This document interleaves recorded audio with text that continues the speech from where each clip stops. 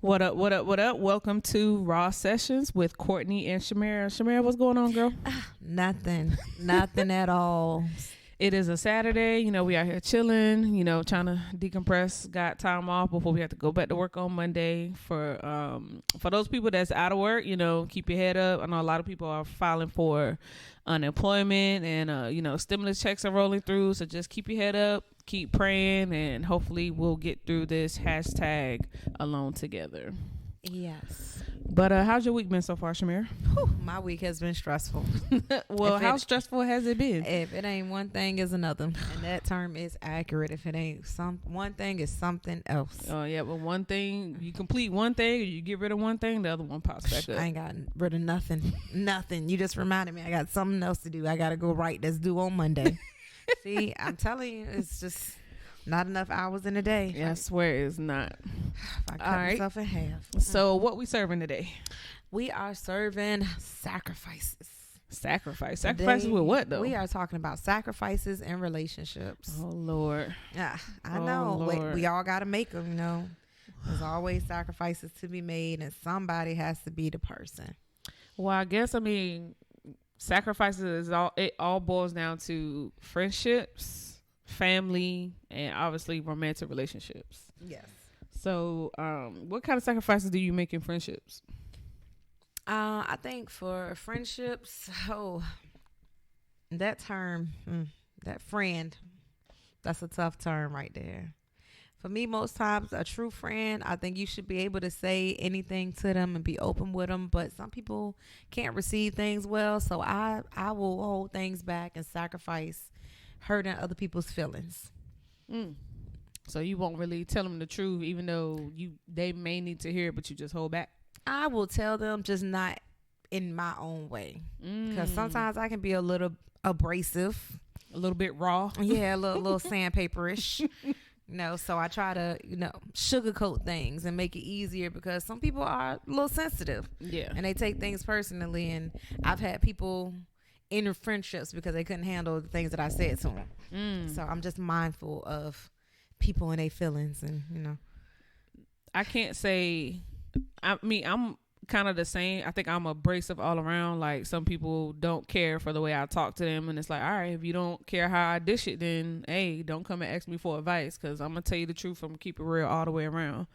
I did have a situation where someone came at me the wrong way, and it wasn't that I took it hard or I was sensitive about it. It was, I realized, like, between me and that person, it wasn't a real friendship, because it's like, oh, this is how you really feel about me. Yeah.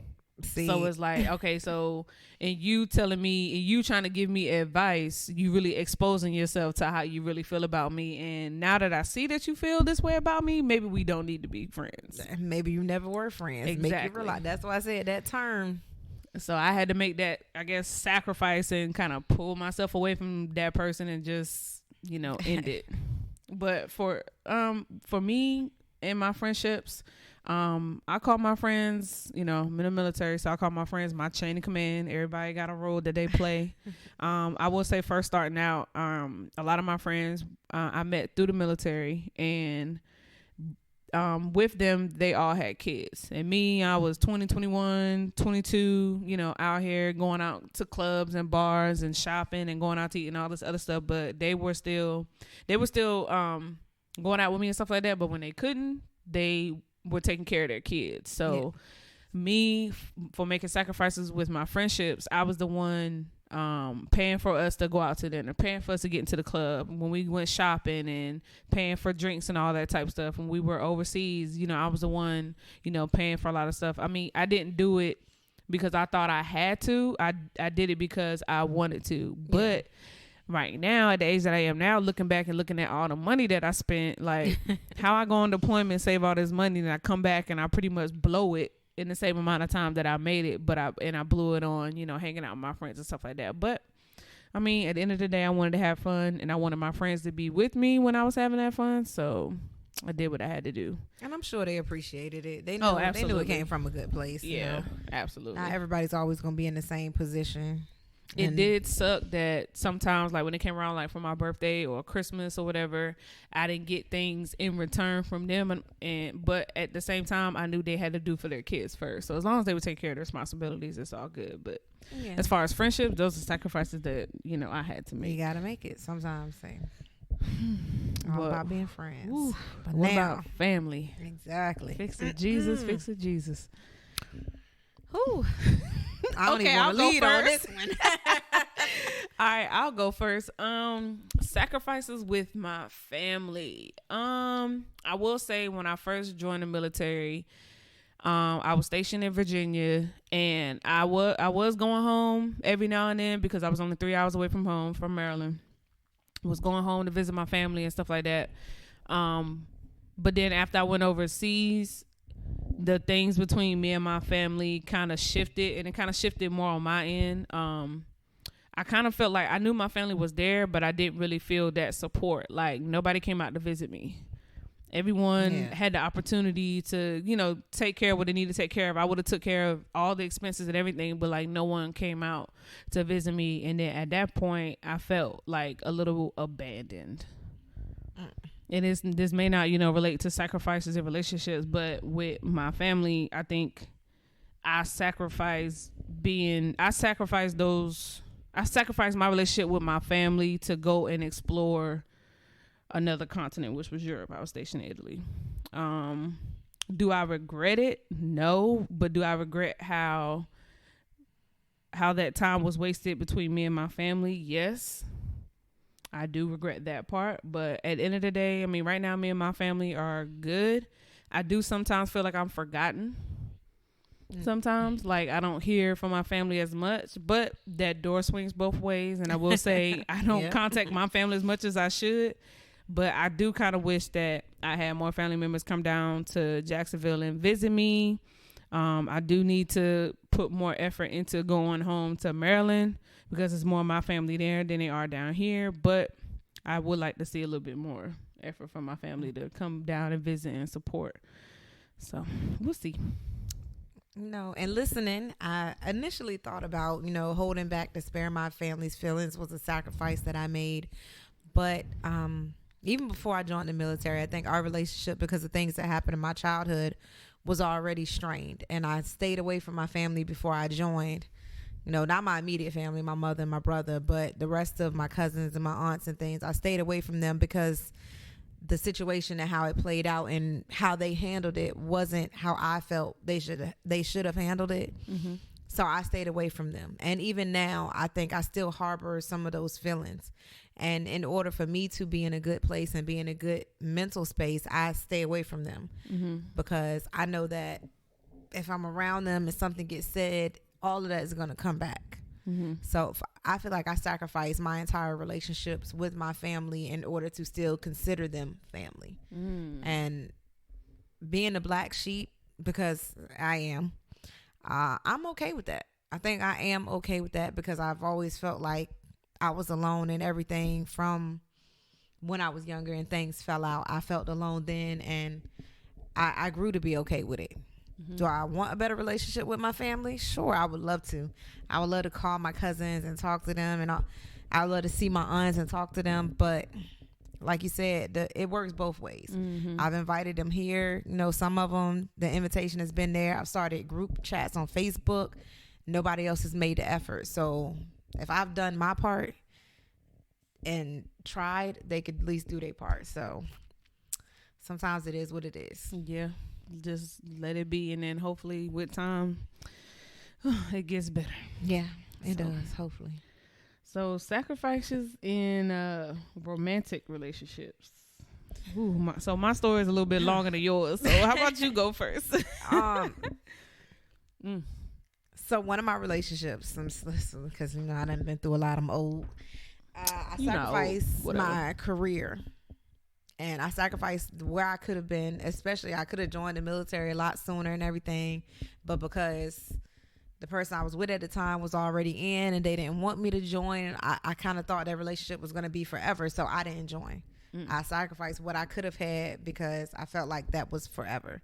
So that's one of the things I will never sacrifice again in a relationship. So Yeah, that part. Time and space.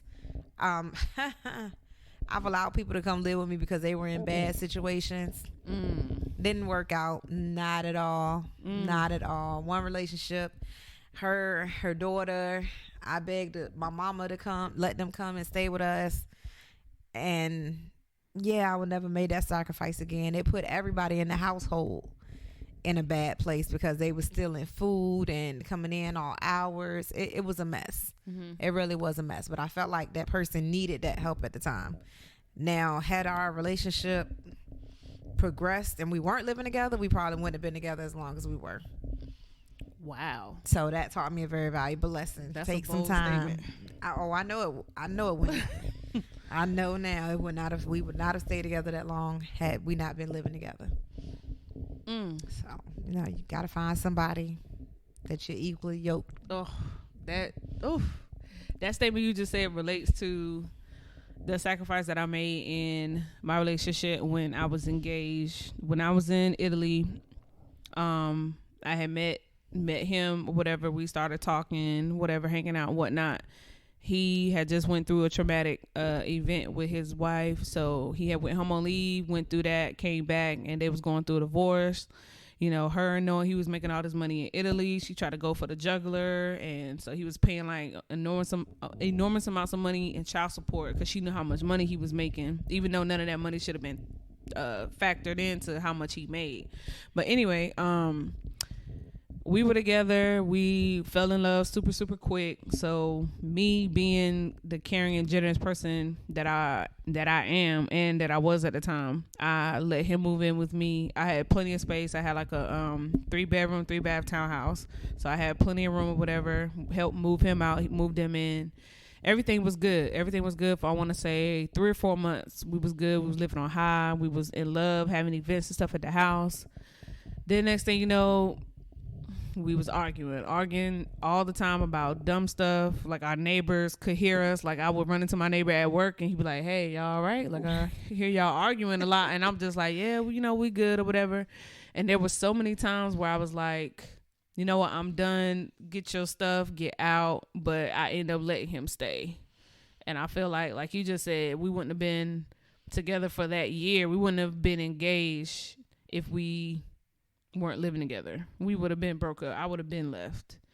I put in a lot of money, a lot of time, just a lot into that relationship just to see it kind of like fall apart right before my eyes and fall apart right when he separated from the Navy and left to go back home. And there was so many red signs that I saw that I should have just ended it right there. And I don't know if I told you this story, but I think I told Zach this a while ago. I came across an email in my iPad because he would log into his email on my iPad, so I can go on my iPad. I can read his emails. He can read my emails, whatever. But he just happened to be the last one logged in his email, so I went to go pull it up thinking it's my email. It's his. I see this email from this chick. "Oh, I can't wait for you to come home. I miss you. And, me, you and your daughter, we're going to have this life, whatever, blah, blah, blah." Like, real lovey-dovey, like, when you come home, we're going to get married type ish. Yeah. I confronted him about it. Now, thinking about this now, I'm like, Courtney, you big-ass dummy. Like, why did you believe what he just told you? So, he was like, "Oh, my brother's using my email and, he's married, but he been talking to this chick, and for him not to get caught, I've been letting him use my email. He's talking to this girl." So me, I'm like, I want to talk to your brother. I want to hear your brother say this to me. So I want to say we argued for like a whole week. So finally he got his brother on the phone, and I remember talking to his brother. I still remember it to this day. I was like, "Are you using Rod's email? Like, are you using his email to talk to this chick? Because I think this is Rod or whatever." And I can hear his brother like, "Man, like he never really admitted it." And he didn't want to. He was in the middle. Yeah, so he like, "Damn, do I lie to this girl for my brother, or do I, clear my name because I know this is not me?" Yeah. So, being the dummy that I was at the time, being blinded by love, I accepted. I'm like, you know what? It is what it is, and we end up still staying together. Now, granted, this was like a little bit before he ended up leaving. But I can't believe I believe that, because we ended up breaking up, separating. I ended up coming and getting stationed here in Jacksonville. He was in New Jersey at the time, and I want to say maybe 11 months later, I found out on deployment, because I got here in January. I left for deployment in September. I want to say like around November-ish. I seen something on Facebook. Hey, Rod, congrats on your new baby girl. So you done got some chick pregnant now. You done had a baby. And I'm like, you know what? All them red signs I was shown, and I just chose to ignore it. So all those sacrifices that I made, all that time and money, I mean, was it a lesson learned? Yes. But at the same time, looking back, I'm like, you could have saved yourself a whole bunch of time. But you had already made those sacrifices, and you didn't want them to be in vain. Yeah. True. And sometimes you people look at it that way. Like, I made all these sacrifices. I done did all this. We gonna stay. We gonna make it work because I didn't do all this for nothing. And sometimes it just ain't meant to be. You gotta walk away, you know, even though I really thought I was gonna marry that kid. Oh my gosh. You know how many times I thought I was gonna I'm telling you, the sacrifices. God got a plan. God got a plan. That's why he sent me to Japan, because he knew I was about to make a big mistake. He's like, if you ain't gonna do it, I'm gonna do it for you. Right. Oh man. So yes. So if you're out there making sacrifices, make sure you're making the right ones for the right reasons, for the right people. Now, granted, yeah, you're gonna make some mistakes, but make sure you learn from those mistakes. Yes. Absolutely. So. And make sure it's equal. You are equally yoked. That means you equal on everything. If you making sacrifices, they making sacrifices. You paying bills, they paying bills. That somebody, if you don't have it, you can call them, hey, babe, I need help. And they can help you out. Right. But if you somebody taking and draining everything from you, you need to walk away. Facts. All right, Shamir, what we got next? Stay motivated. Oh, snap. You know, we got to stay motivated out here with this COVID-19. What we got?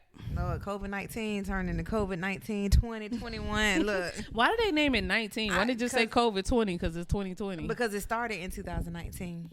Oh, but then they saying that it started up back in October, but it didn't hit. Oh, okay. They probably was keeping it a secret and whatnot, but who knows? We ain't gonna get on that conspiracy theorist one.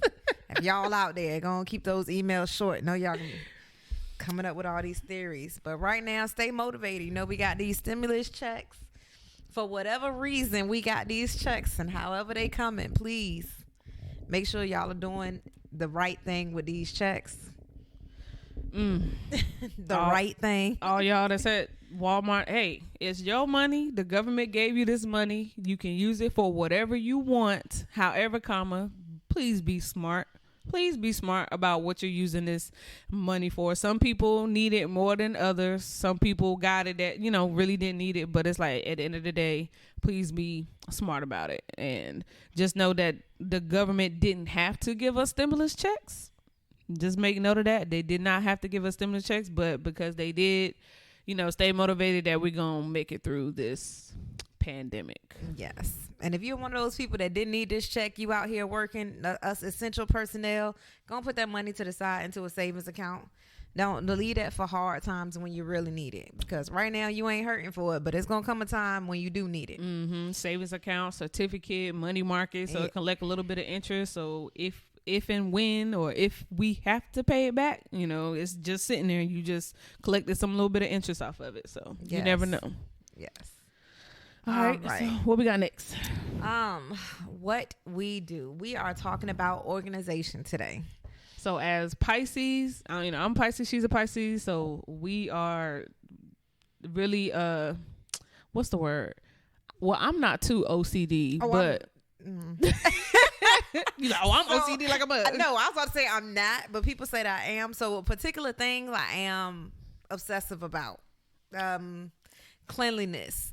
Certain things, like I don't like stuff left in the sink overnight. I cannot help that. I don't like stuff on my countertops. I can't help that. Those are things that just bother me. When it comes down to clothes and organization, yeah, Lord have mercy. I got a lot of clothes, so I got to try to keep it as organized as possible. Mm-hmm. For cleanliness, so one of the things that I was taught growing up is if something, like if you just ate ate something and it's on a plate or a bowl, silverware, whatever, and it's sticky or it's gonna be hard to clean later, soak it. Or it's gonna track bugs. Soak it in the sink. Like grits, like if you just cook the pot of grits, make sure that pot of grits, like, you know, the stuff that's on the outside, the little scrapes or crust or whatever you want to call it, make sure that stuff comes off. And when you put it in the sink, soak it. Just run some water, fill it up. That way, when you get ready to go to clean it, you're not standing there scrubbing for hours on end trying to get it clean. Stuff that sticks is like grits, lasagna, eggs. I mean, honestly, there's a just lot of sticky, stuff that a whole bunch of stick, sticky stuff. Yeah, just me, I soak it.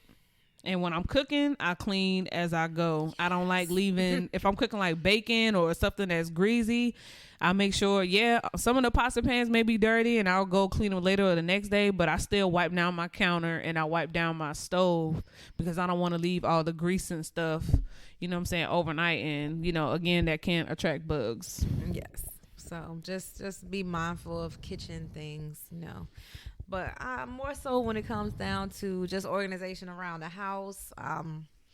For me, wardrobe wise, I definitely have been doing that a lot lately. I've put on a little weight during this COVID-19. Girl, you ain't the only one. Everybody in the house sitting around eating and ain't exercising. Exactly. You ain't the only one. So I made a move. I made a move into a smaller area, you know, so I took all the clothes that I couldn't fit but have hopes and dreams of fitting. One day I put them away into storage containers because having them in there and looking at them all the time and knowing I'm never going to be able to put them up, well, not never. Within the next 3 months, I'm not going to wear them. I'm going to go ahead and put it away because ain't no point taking up space that I can use for something else. Also, that's another thing. If you know you have not worn something for, we're going to say 6 months. I'll do 3 months, but 6 months. And you're in that season, you haven't worn it, get rid of it.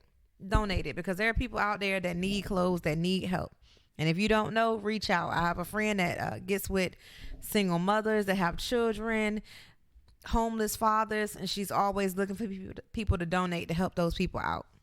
I've been going through bags of clothes that I just don't want. Stuff still got tags on them that I'm gonna donate to shelters.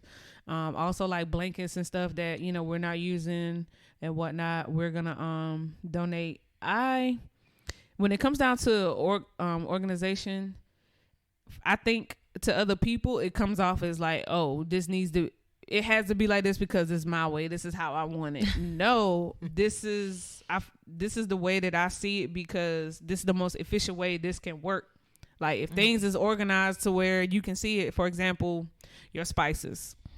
If you got your spices in your cabinet and all the labels is turned the other way where you can't see them, then you're going to be standing there and turning them all around like, oh, what's this? Is this cumin? Or is this garden vegetable? Or is this salt and pepper? Is this lemon pepper? Like you're going to be turning them all around. But if you just turned all your spices around to the label where you can see the name, then it's going to be easy to pluck them out of the cabinet.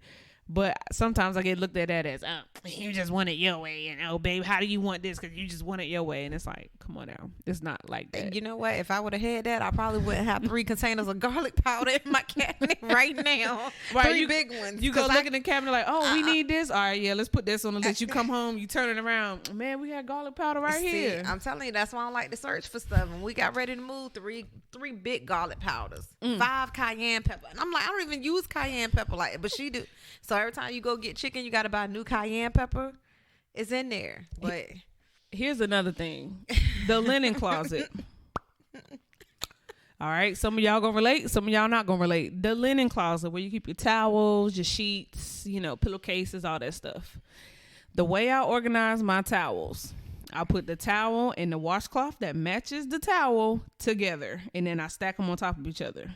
Growing up, going over cousins' houses and people coming over our houses, you got to grab a towel and then you search it through all the washcloths to try to find a washcloth that matches the towel. You just end up grabbing a random ass washcloth. Y'all Next thing you know, some did, some didn't. I don't remember having matches growing up. We just grabbed whatever towel on raggedy and see-through. Some did, but I just remember going through a pile of washcloths or whatever. So I'm like, you know what? Everything has a partner, so it's gonna match. So I put the towel with the washcloth that matches on top of it. That way, when you open the linen closet, you grab them both at the same time.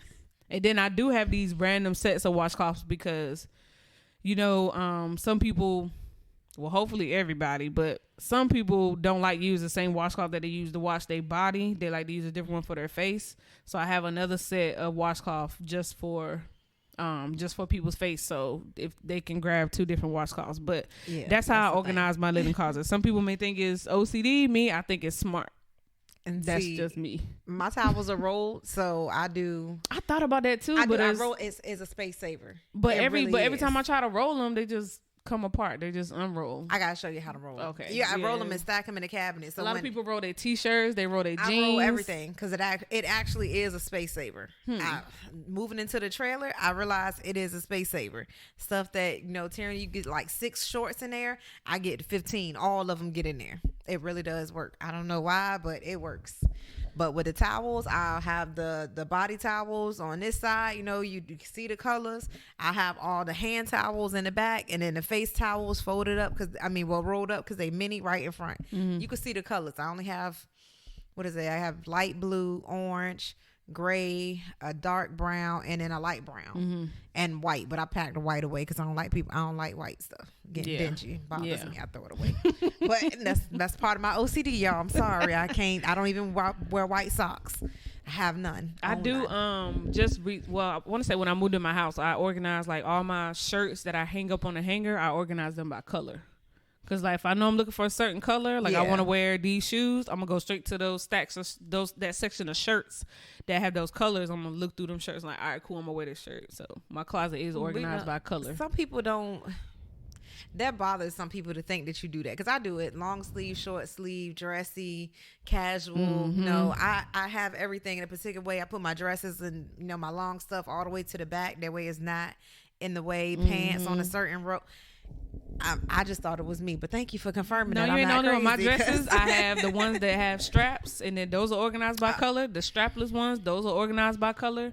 I think, and then if I have like a lot of black dresses or a lot of gray dresses or whatever, then I put all those in one little category. But yep, I sure do. But makes it easier to go see what you look for. Like, I feel like wearing black. Boom, go to this section.